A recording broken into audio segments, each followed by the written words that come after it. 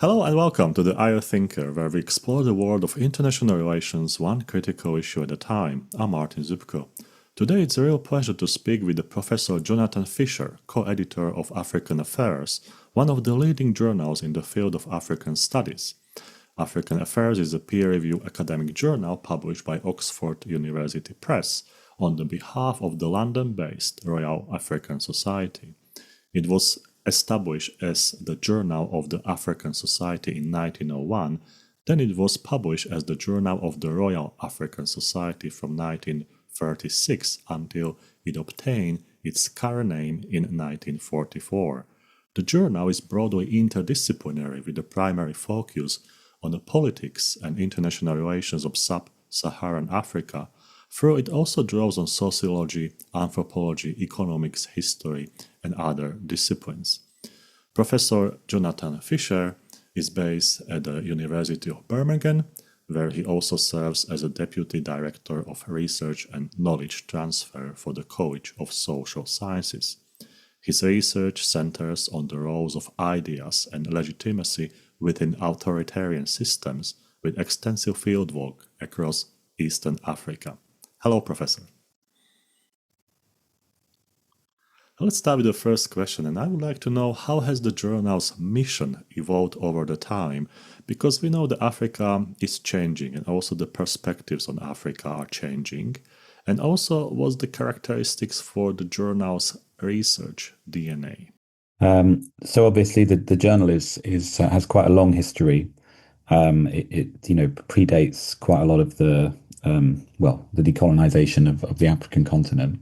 And so there's been quite a lot of evolution over the years. I think originally, the journal's publications, as you would expect for a journal focused on Africa, based in the UK at around the turn of the 20th century, was part of the sort of colonial knowledge production process, with Africa a kind of object of study. But over time, the journal has evolved over several waves, I'd say, to more clearly center the study of Africa, in terms of thinking about and examining the continent's different polities and societies and histories, and those as the legitimate subjects of academic inquiry in their own right, rather than as an aid to the policy making or colonial process. And that kind of took place during a period of the institutionalization of African studies more broadly in universities in Africa, but also in Europe, in North America, and elsewhere. I think one of the other areas in which the journal's evolved over the decades has been in its intellectual and methodological approach.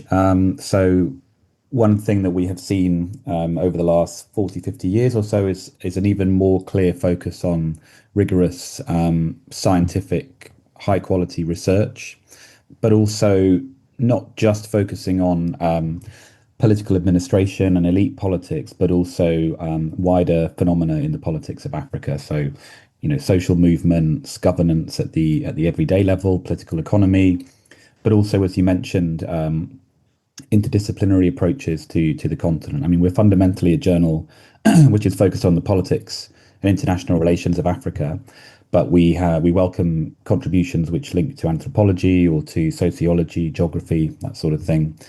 And of course, and particularly in more recent decades, one of the other big shifts has been around the knowledge production process itself. So introducing a range of different types of format to, like research notes, for example, or briefings, to welcome contributions which are more critical about the way in which knowledge is produced on Africa, but also, of course, moving away from an editorial board and an editorial team which is northern based or purely composed of northern academics. So we have a range of Africa-based colleagues on our editorial board, and of course our lead editor at the moment is based in Ghana. And we, have for over many decades have been more and more conscious of the the role that Africa-based scholars play in the journal in terms as authors, as members of the editorial board, as peer reviewers, and the journal's engagement with those authors. So I for example, will be at a conference in South Africa in a couple of weeks' time, where I'll be on a panel talking about the journal and engaging with South Africa-based scholars on the journal and its mission. So I think that's probably how I'd say the journal's evolved over the years.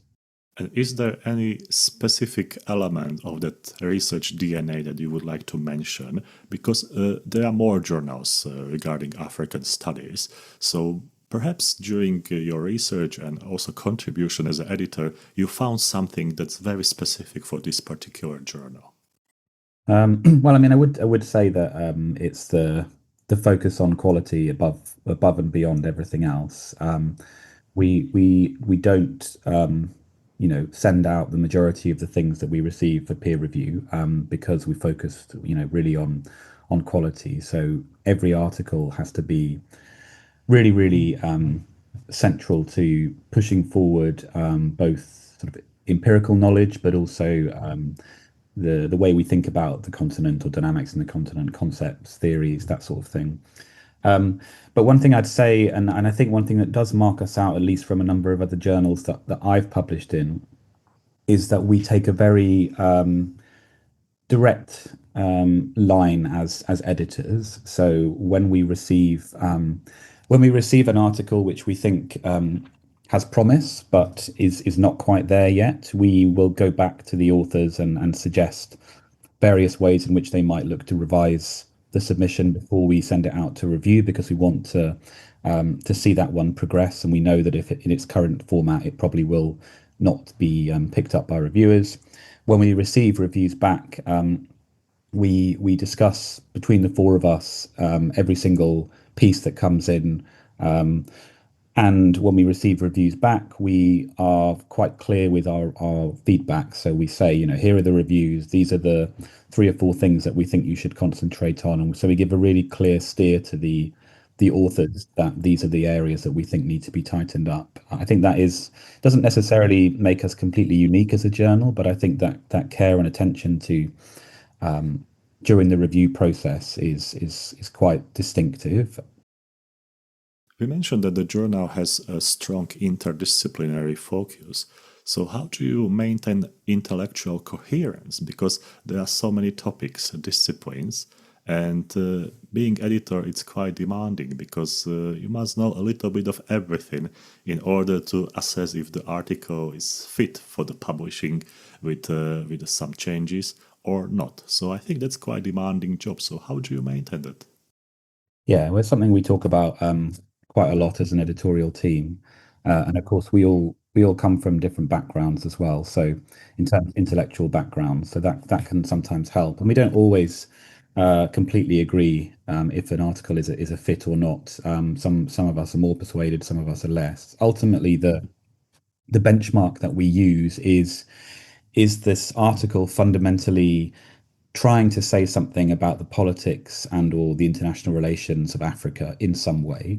And if it is, then regardless of the methodology or the disciplinary approach that's taken, then we would consider that to be a fit. Whether or not it was of quality to be sent for review is another question, but that would be the determinant. So that could be at any level. So it could be looking at something like I don't know, sewage work maintenance in a particular locality of an African country. But if it's looking at the politics of that, then that would be a fit. Whereas if it was looking at the technical engineering side of that, or the healthcare dimensions of that, or all those sorts of things, then it wouldn't be a fit. So sometimes when we receive articles or briefings or things like that, which are on the cusp of that, we might go back to the author and say, at the moment, this isn't a fit for the journal. If you were to revise it and focus on this particular element, the politics angle, then that would be important. I mean, that would help it to fit better. I think it's also another way of looking at that is what kind of articles or books or literatures are submissions engaging with.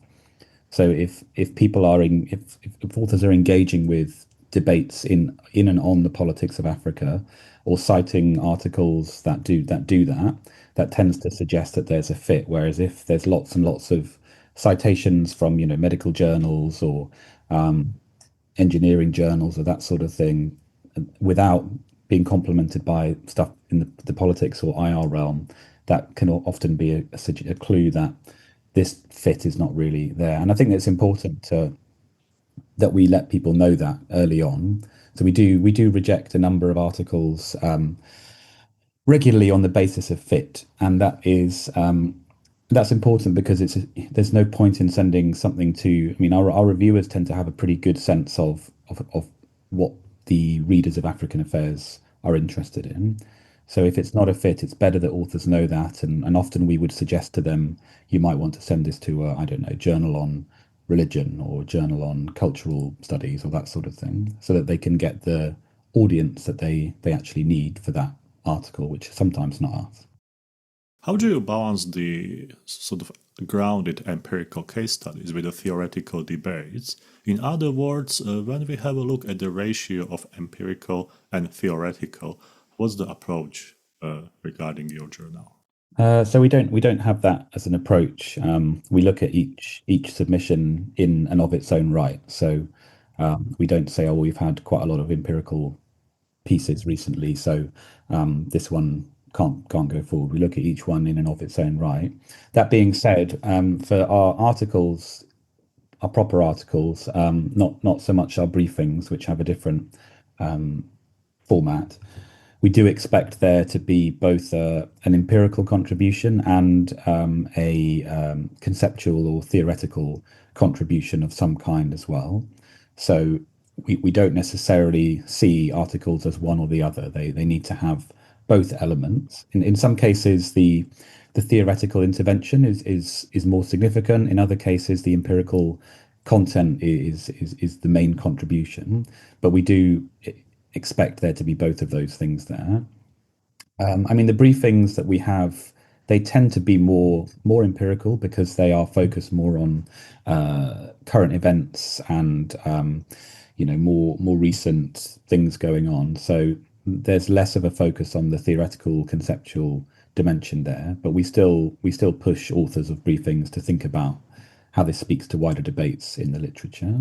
In many cases, there is a sort of continuity of trends, and there are also changes emerging topics. So when we join two questions in one question, what would you say about the trends regarding topics that authors are submitting versus some topics that you would like to see more submissions on?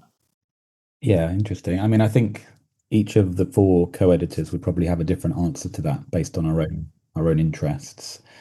We do definitely see trends, and it's interesting when I mean it can sometimes be more regional focused trends. So we see quite a lot of pieces that come in on conflict, particularly in the Sahel or Nigeria, northern Nigeria. So there's lots of stuff at the moment that we receive trying to understand the not just conflict, but the failures of states in mitigating that conflict or in dealing with it or in being the sort of the force behind driving it. We get quite a lot of pieces at the moment on regional integration and different ways of thinking about African unity or disunity, which is also really interesting. We also have been receiving quite a lot of different things around authoritarianism and authoritarian moves and trends within the continent, to the extent that we're going to be developing, or we will shortly be publishing a virtual issue on authoritarianism in Africa, which is and we have virtual issues as a way to try and mark particularly significant trends within the literature, and to say, these are, because we don't have special issues as such, but we have virtual issues, which are a way of saying and highlighting where there are really interesting developments coming in. May I ask, a virtual issue, is it like a regular article in, or what sort of issue is So it? it's basically a curated version of a series of articles that have already been published, but we would normally ask a scholar, sometimes from the editorial board, sometimes not, to write an introduction. So there would be a peer-reviewed introduction to that virtual issue, which kind of makes a comment on the various articles that are included within it, but also seeks to make a wider point on that trend as well. I think in terms of what we receive less of, I'd probably say that it's less the theme, lack of themes. It's more we receive quite a patchy collection of articles on different countries or regions, and that's a reflection of the wider kind of language politics of knowledge production on Africa, I suppose. So we don't receive a huge number of articles on Francophone Africa or on Lusophone Africa. Or indeed on sort of we've got an increasingly large number on the Sahel, but previously, we haven't had a huge amount. So we I think what I'd like to see and what all of us would like to see more of is more submissions which focus on countries and regions which are not Anglophone, I suppose, because those are the ones that we tend to get fewer submissions on. As Africa has so many countries, is there any area or region that you see, based on your research and practice, that it's under research regarding article submissions? For instance, not many people are writing about this area or region. Well, I mean, as I said, it's probably we get very few submissions on Francophone West Africa. We do get a few works on Senegal in particular, but yeah, very little on some of the other major countries in that region, including places like Cameroon or Cote d'Ivoire, those sorts of places. We don't really tend to get a huge amount on other places like Chad, for example, Central African Republic, and on the other side of the continent, yeah, I think Mozambique, Madagascar, that sort of part of the continent we don't get very much either. I mean, it's partly, as I said, a product of the language side of things that a lot of the scholars that are working on those countries are based in French or Portuguese speaking countries, and the places that they're publishing in are journals that publish in French or Portuguese. So that's part of it. But I think it's certainly when we receive an article that is about the Comoros Islands or Equatorial Guinea or Namibia or those sorts of places which are less researched, we tend to think, oh, okay, let's really have a look at this one carefully, because if it's of good enough quality, it will be good to push it forward. And of course, if it isn't, we don't just send it out for review because it's on a particular country. But we receive a lot of submissions on Nigeria, Kenya, Rwanda, Uganda, Congo, South Africa to a certain extent, Ghana. So yeah, there is definitely an imbalance there, but that reflects the wider nature of African studies in the Right. English-speaking world. Let's speak a little bit about methods and research design. I think many journals, they emphasize sort of methodological pluralism. But how is it in practice when we have qualitative, quantitative, and mixed research methods regarding your journal? So we don't have a strict editorial line on this, although we do. We haven't yet put this clearly on the website, but we don't generally entertain systematic reviews as a format of article, because of our focus on there needing to be an original contribution, which is both empirical and conceptual in some form. So we are quite clear on that one. I'd say that most of our articles are more on the qualitative side of things. We do tend to publish fewer quantitative pieces, but that doesn't mean that we don't consider them, and we do consider them. I think the discussions that we have as editors around this, and we have published some excellent articles which use quantitative methods, regression analysis, that sort of thing. But what's really important to us is that it is legible and accessible to our readership.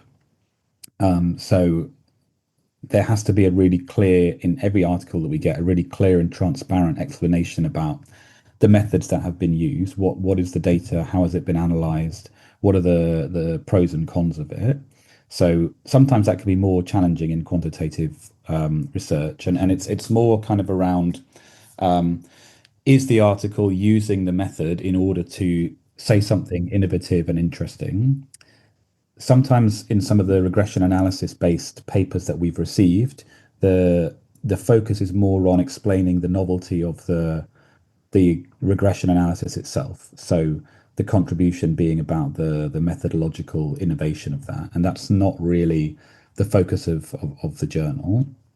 So we push all of our authors to be really clear and transparent about the methods they've used, and that is the way that we have found works best in terms of methodological pluralism.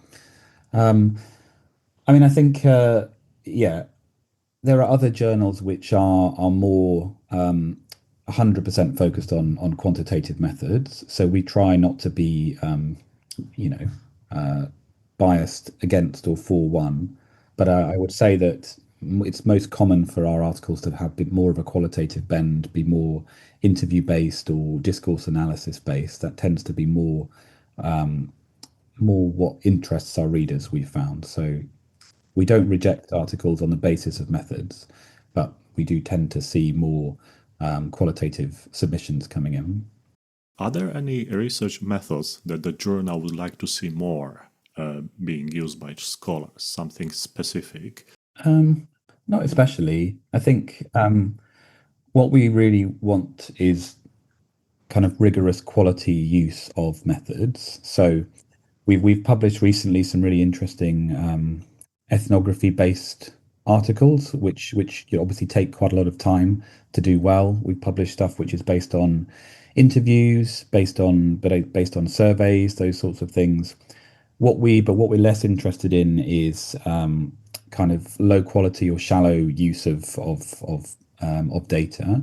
So sometimes we will get submissions which claim to be based on a survey across the country, but even if the numbers sound like they're impressive, the sort of questions that have been asked are quite basic or don't really allow the author to really dig into particular phenomena. They're quite surface level in terms of the types of conclusions you can draw from them. So for us, it's less about the particular type of method, because we do receive quite a lot of different types of method and data. It's more about how interesting the results of those are. And I think the more that academics who are publishing with us can reflect on the methods they've used, and the better. I mean, one thing that we don't receive a huge amount on is kind of digital methodologies, I suppose. So engagement with social media platforms and how people engage with the digital world in Africa. I think that may be something which we don't receive a huge amount on, possibly because it's so difficult to research that, particularly in a rigorous way. But yeah, I think that would be of interest, I think. Right. I'm very enjoying the field work. I have to highlight that. I think that your journal offers so many articles based on the field work. And also, I like how the journal is positioning appendixes and sort of like tables. Because I read article about music in Africa, and you have a beautiful table where you have the song in the original language, then sort of English translation, and then explanation how you should understand it.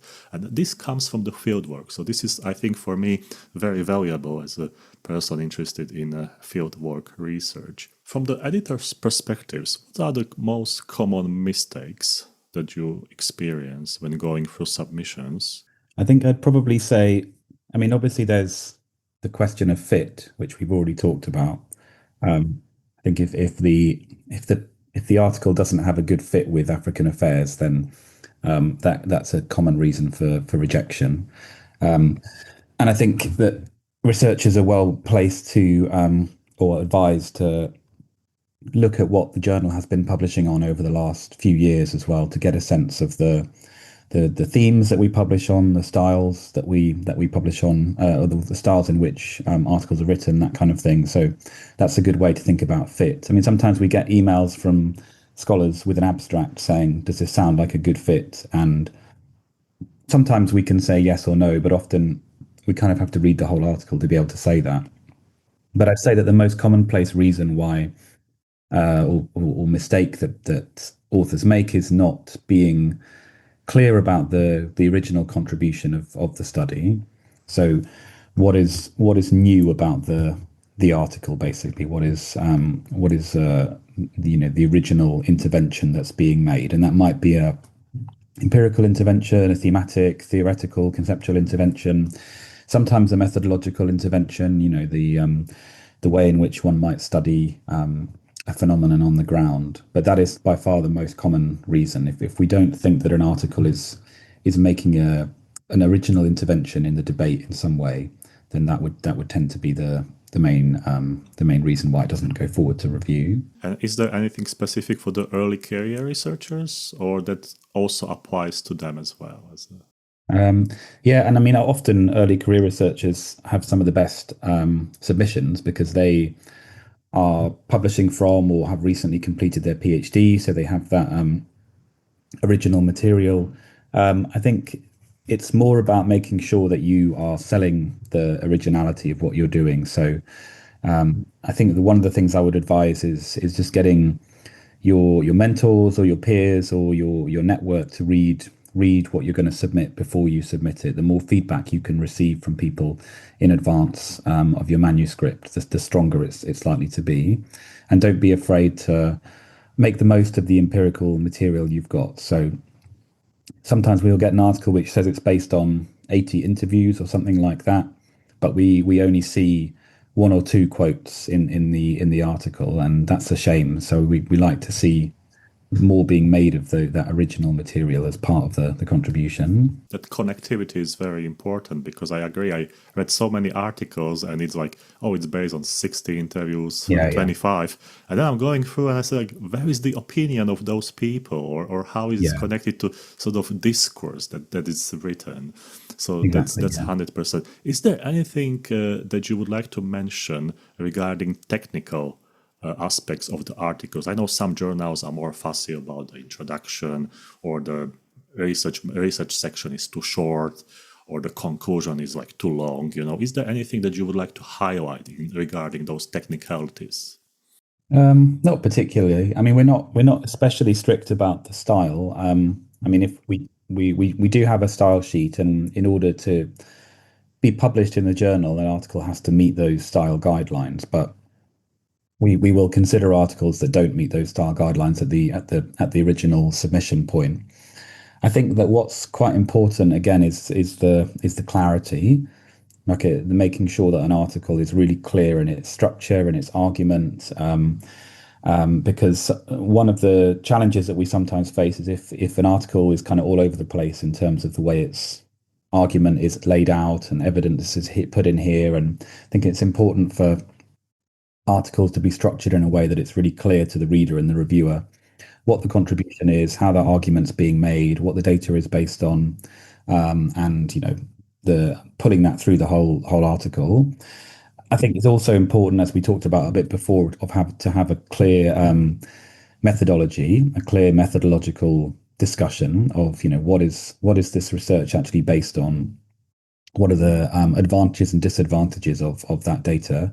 And if there are questions about positionality or reflexivity, those sorts of things, then those should come in there as well, because reviewers will frequently push authors to do that anyway. So it's important to do it quite early on. How does the journal deal with AI, and what sort of issues is AI bringing to you as an editor, to your work? Yeah, well, it's obviously a fast-moving thing. And we have got a policy that we'll shortly be rolling out around this in terms of declaring if you've used AI. I think that we're quite clear that AI, we're not completely against its use if it is there to try and help someone think about what they're, if it was part of the research process to think through certain things or relationships between things. but we will not tolerate kind of AI written chunks or pieces of an article. And it's something that is coming up more and more. And indeed, it's something. One of the main ways that we encounter it at the moment is through reviewers or us picking things up. So, for example, there being a gap between what the article introduction is claiming that the article is going to focus on and the actual content of the article. So it's sort of hallucinating data. But we often or increasingly are seeing fake references as well. So, and that includes sometimes we will send a piece to a reviewer, and they will come back and say, I've never actually written this article. This is a made up reference. So I think, like a lot of journals, we're developing our policies and responses in part in response to what we are seeing, but it is becoming more and more of a challenge, and it puts more and more onus on us as editors and reviewers as well to really look carefully at what the empirics are and what the literature that's being engaged with is. To a certain extent, we also sometimes you have a sense whether that something might be AI from the voice of the article. So if there's the voice of the article is kind of muted, or it sort of feels like there isn't a significant individual's opinion running through the article, that can also be an indication at times as well. Since you became an editor for this particular journal, have there been any changes that you as a team implemented to improve the journal? Anything that you would like to mention in comparison with the previous team? So our editorial approach is that we have 4 co-editors, and one of them. So our terms are staggered. So someone steps down sort of basically once a year, basically. So we never have a single team of editors that's replaced by another team of editors. During the time that I've been with the journal, one of the things that we have changed is, it sounds like quite a minor thing, but we no longer include references in the overall word limit for the article. So it used to be that an article was 8,000 words, including all of the footnotes and all of the references. We no longer include those footnotes and references, and that's a reflection of the fact that there is research that suggests that people, or authors who have to include the footnotes of bibliography in their word count will often then remove references from early career scholars or female scholars or marginalized scholars in order to make that word count fit, or focus in on the big names that they think need to be name checked and included, which often can correspond with more senior northern based scholars. So that's been quite an important change that we've introduced to address that, and that's been received quite well by reviewers and by authors as well. So I'd say that's the main shift that we've undertaken, the last couple of years. Yeah, and there are also some special sort of software just for this, to have the Web of Science heavy, hardcore references from big scholars. So your article seems to be like, oh, this is a posh one. But when you read it, that's basically not much in there. It's just like arguing with someone else's work. So I think that's a quite positive change. I went through your editorial board, and it's super impressive because you have the bio of each one, so I can read it. So what does editorial board mean for you, and who can be there? So we've recently done a review of the board. So we regularly write to our editorial board about the journal, about changes, concerns, questions, areas for feedback, probably 2 or 3 times a year. And we regularly add people to the editorial board as well, a couple of people per year. This most recent time, we've also gone through to ask people if they are happy to still continue on the board, and in most cases they have. In a few cases, they're happy to stand down. So it's normally a kind of 4-year term, and the kind of obligations, the main obligations really are to take on 2 to 3 peer reviews over the course of the year, it's becoming more and more difficult in the journal world to secure reviewers, and obviously reviews are critical to what we do. So we do rely on our editorial board, especially when we're finding it challenging to secure reviewers for particular articles. But more broadly than that, I think we rely on the editorial board to give us to be sort of critical friends of the journal, I suppose. Sometimes that might mean promoting the journal in the different networks and spaces that they are based in. But at other times, it might be coming to us and saying, "Have you thought about doing this?" Or "I've noticed that you haven't published very much on this theme recently. You might want to think about that." So they can be a really, really valuable source of advice and feedback and insight, because, of course, they are drawn from all across African studies in different continents and different levels, and they also have different regional and thematic expertise. And they can also be quite helpful for suggesting reviewers as well. So if we have challenges on a particular area, we can go to someone and say, "Who do you know in this field?" So yeah, I think that's the main role that they perform. In terms of the composition, we kind of take a view every year when we are looking to invite new members, thinking about what other thematic or region country-based areas that are less well represented on the board at the moment, but also, of course, with an eye to the overall composition of the journal. We don't want to have an editorial board which is heavily weighted towards a particular country or continent, and obviously it's important that there's a strong Africa-based contingent there. So that's also a consideration, and that will come up in each time we refresh or revise the board.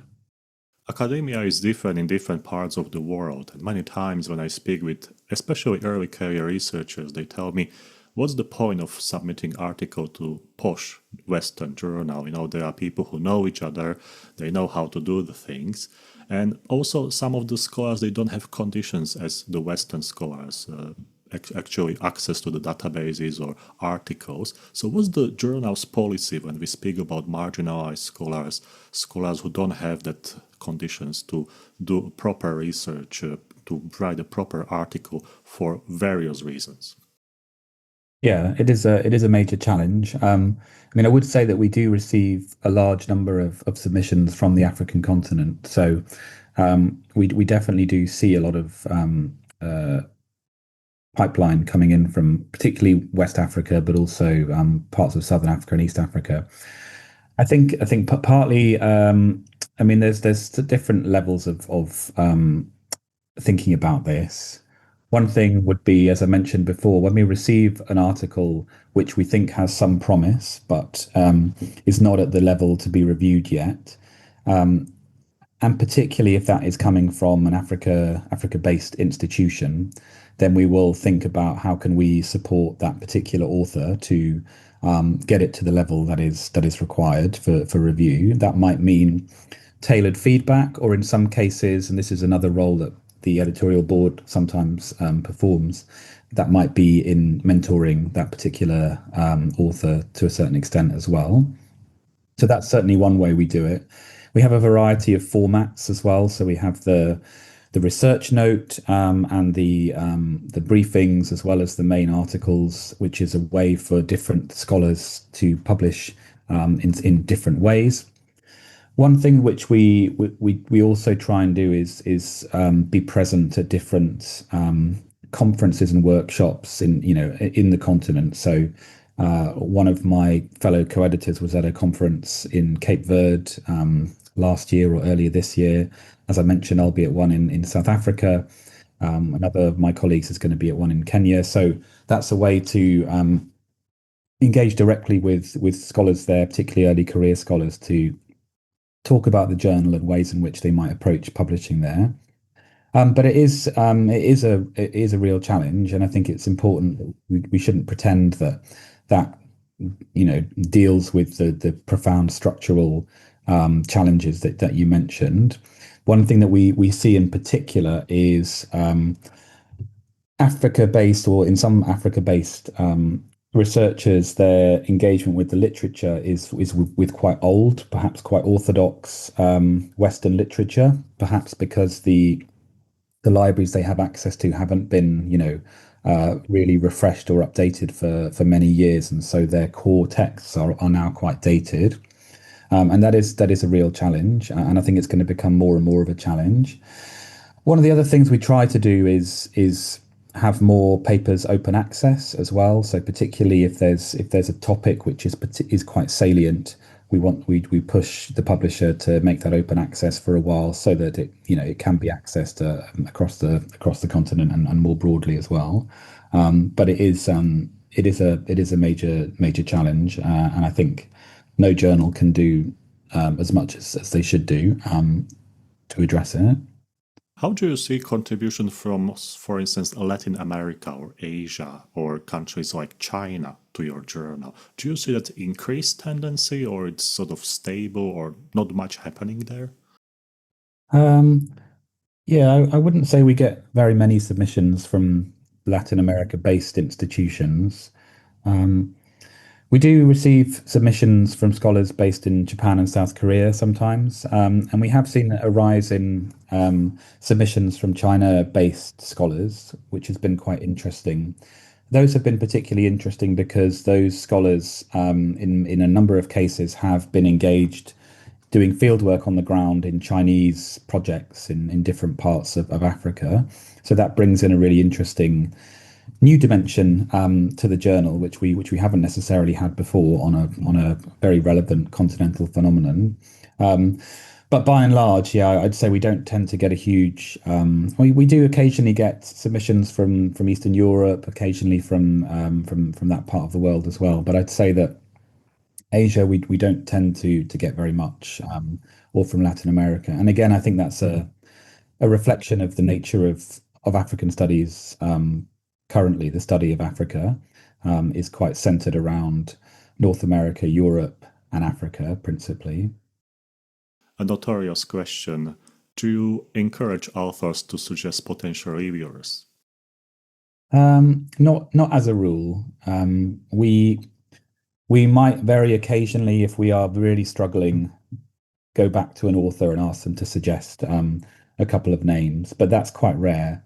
And we don't tend to do that as a norm. Because there are lots of good reasons and bad reasons for doing that. So that's not a policy that we currently have. The last question for today's interview: how do you see the strategic outlook of the journal?